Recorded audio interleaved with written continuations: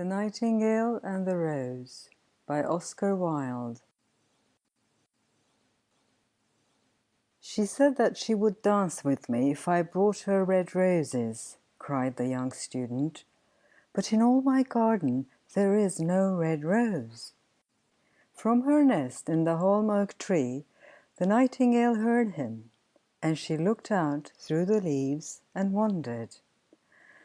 No red rose in all my garden, he cried, and his beautiful eyes filled with tears. Ah, on what little things does happiness depend! I have read all that the wise men have written, and all the secrets of philosophy are mine. Yet for want of a red rose is my life made wretched. Here at last is a true lover, said the nightingale. Night after night have I sung of him, though I knew him not. Night after night have I told his story to the stars, and now I see him. His hair is dark as the hyacinth blossom, and his lips are red as the rose of his desire. But passion has made his face like pale ivory, and sorrow has set her seal upon his brow. The prince gives a ball tomorrow night, murmured the young student, and my love will be of the company. If I bring her a red rose, she will dance with me till dawn. If I bring her a red rose, I shall hold her in my arms, and she will lean her head upon my shoulder, and her hand will be clasped in mine. But there is no red rose in my garden, so I shall sit lonely, and she will pass me by. She will have no heed of me, and my heart will break. Here indeed is the true lover, said the nightingale. What I sing of, he suffers. What is joy to me, to him is pain. Surely love is a wonderful thing. It is more precious than emeralds, and dearer than fine opals. Pearls and pomegranates cannot buy it, nor is it set forth in the marketplace. It may not be purchased of the merchants, nor can it be weighed out in the balance for gold. The musicians will sit in their gallery, said the young student, and play upon their stringed instruments, and my love will dance to the sound of the harp and the violin. She will dance so lightly that her feet will not touch the floor, and the courtiers in their gay dresses will throng around her. But with me she will not dance, for I have no red rose to give her. And he flung himself down on the grass and buried his face in his hands and wept. "Why is he weeping?" asked the little green lizard as he ran past him with his tail in the air. "Why indeed?" said a butterfly, who was fluttering about after a sunbeam. "Why indeed?" whispered a daisy to his neighbour in a soft, low voice. "He is weeping for a red rose," said the nightingale. "For a red rose?" they cried. "Ha! How very ridiculous!" and the little lizard, who was something of a cynic, laughed outright. But the nightingale understood the secret of the student's sorrow, and she sat silent in the oak tree and thought about the mystery of love. Suddenly she spread her brown wings for flight and soared into the air. She passed through the grove like a shadow, and like a shadow she sailed across the garden. In the center of the grass plot was standing a beautiful rose tree, and when she saw it she flew over to it and lit upon a spray. "Give me a red rose," she cried, "and I will sing you my sweetest song." But the tree shook its head. "My roses are white," it answered, "as white as the foam of the sea, and whiter than the snow upon the mountain. But go to my brother who grows round the old sundial, and perhaps he will give you what you want." So the nightingale flew over to the rose tree that was growing round the old sundial. "Give me a red rose," she cried, "and I will sing you my sweetest song." But the tree shook its head. "My roses are yellow," it answered. "As yellow as the hair of the mermaiden who sits upon an amber throne, and yellower than the daffodil that blooms in the meadow before the mower comes with his scythe. But go to my brother who grows beneath the student's window, and perhaps he will give you what you want." So the nightingale flew over to the rose tree that was growing beneath the student's window. "Give me a red rose," she cried, "and I will sing you my sweetest song." But the tree shook its head. "My roses are red," it answered, "as red as the feet of the dove, and redder than the great fans of coral that wave and wave in the ocean cavern. But the winter has chilled my veins, and the frost has nipped my buds, and the storm has broken my branches, and I shall have no roses at all this year." "One red rose is all I want," cried the nightingale. "Only one red rose. Is there no way by which I can get it?" "There is a way," answered the tree, "but it is so terrible that I dare not tell it to you." "Tell it to me," said the nightingale. "I'm not afraid." "If you want a red rose," said the tree, "you must build it out of music by moonlight, and stain it with your own heart's blood. You must sing to me with your breast against a thorn. All night long you must sing to me, and the thorn must pierce your heart, and your lifeblood must flow into my veins and become mine." "Death is a great price to pay for a red rose," cried the nightingale, "and life is very dear to all. It is pleasant to sit in the green wood, and to watch the sun in his chariot of gold, and the moon in her chariot of pearl. Sweet is the scent of the hawthorn, and sweet are the bluebells that hide in the valley, and the heather that blows on the hill. Yet love is better than life, and what is the heart of a bird compared to the heart of a man?" So she spread her brown wings for flight and soared into the air. She swept over the garden like a shadow, and like a shadow she sailed through the grove.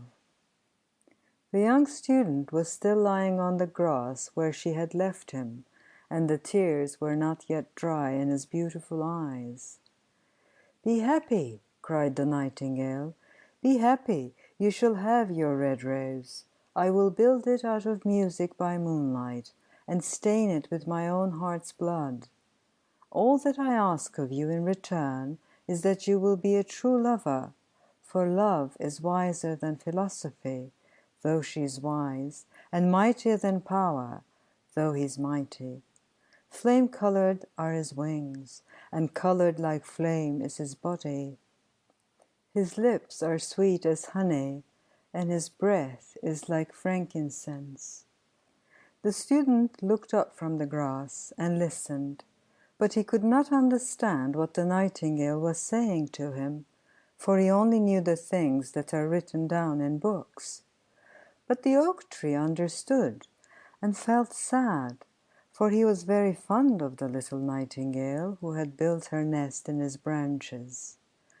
"Sing me one last song," he whispered. "I shall feel very lonely when you're gone." So the nightingale sang to the oak tree, and her voice was like water bubbling from a silver jar. When she had finished her song, the student got up and pulled a notebook and a lead pencil out of his pocket. "She has form," he said to himself as he walked away through the grove, "that cannot be denied to her. But has she got feeling? I'm afraid not. In fact, she is like most artists. She is all style without any sincerity. She would not sacrifice herself for others. She thinks merely of music, and everybody knows that the arts are selfish. Still, it must be admitted that she has some beautiful notes in her voice.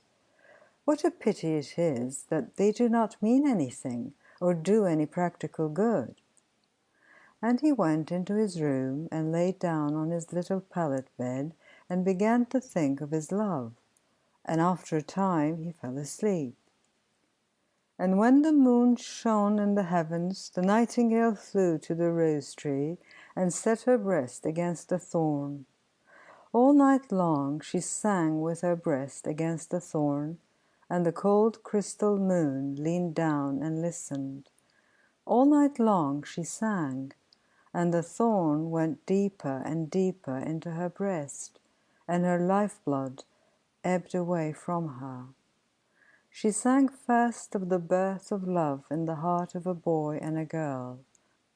And on the topmost spray of the rose tree there blossomed a marvelous rose, petal following petal, as song followed song. Pale was it at first, as the mist that hangs over the river, pale as the feet of the morning, and silver as the wings of the dawn. As the shadow of a rose in a mirror of silver, as the shadow of a rose in a water pool, so was the rose that blossomed on the topmost spray of the tree. But the tree cried to the nightingale to press closer against the thorn. "Press closer, little nightingale," cried the tree, "or the day will come before the rose is finished." So the nightingale pressed closer against the thorn, and louder grew her song, for she sang of the birth of passion in the soul of a man and a maid. And a delicate flush of pink came into the leaves of the rose, like the flush in the face of the bridegroom when he kisses the lips of the bride. But the thorn had not yet reached her heart, so the rose's heart remained white, for only a nightingale's heart's blood can crimson the heart of a rose. And the tree cried to the nightingale to press closer against the thorn. "Press closer, little nightingale," cried the tree, "or the day will come before the rose is finished." So the nightingale pressed closer against the thorn, and the thorn touched her heart, and a fierce pang of pain shot through her. Bitter, bitter was the pain, and wilder grew her song, for she sang of the love that is perfected by death, of the love that dies not in the tomb. And the marvelous rose became crimson, like the rose of the eastern sky. Crimson was the girdle of petals, and crimson as a ruby was the heart. But the nightingale's voice grew fainter, and her little wings began to beat, and a film came over her eyes. Fainter and fainter grew her song, and she felt something choking her in her throat. Then she gave one last burst of music. The white moon heard it, and she forgot the dawn, and lingered on in the sky. The red rose heard it, and it trembled all over with ecstasy, and opened its petals to the cold morning air. Echo bore it to her purple cavern in the hills, and woke the sleeping shepherds from their dreams. It floated through the reeds of the river, and they carried its message to the sea. "Look, look," cried the tree, "the rose is finished now." But the nightingale made no answer, for she was lying dead in the long grass, with the thorn in her heart. And at noon the student opened his window and looked out. "Why, what a wonderful piece of luck!" he cried. "Here's a red rose. I've never seen any rose like it in all my life. It's so beautiful that I'm sure it has a long Latin name." And he leaned down and plucked it. Then he put on his hat and ran up to the professor's house with the rose in his hand. The daughter of the professor was sitting in the doorway, winding blue silk on a reel, and her little dog was lying at her feet. "You said that you would dance with me if I brought you a red rose," cried the student. here is the reddest rose in all the world. You will wear it tonight next to your heart, and as we dance together it will tell you how I love you." But the girl frowned. "I'm afraid it will not go with my dress," she answered. "And besides, the Chamberlain's nephew has sent me some real jewels, and everybody knows that jewels cost far more than flowers." "Well, upon my word, you are very ungrateful," said the student angrily, and he threw the rose into the street, where it fell into the gutter, and a cartwheel went over it. "Ungrateful?" said the girl. "I tell you what, you are very rude. And after all, who are you? Only a student. Why, I don't believe you've even got silver buckles to your shoes, as the Chamberlain's nephew has." And she got up from her chair and went into the house. "What a silly thing love is," said the student as he walked away. "It is not half as useful as logic, for it does not prove anything, and it is always telling one of things that are not going to happen, and making one believe things that are not true. In fact, it is quite unpractical, and, as in this age to be practical is everything, I shall go back to philosophy and study metaphysics." So he returned to his room and pulled out a great dusty book and began to read. End of The Nightingale and the Rose by Oscar Wilde.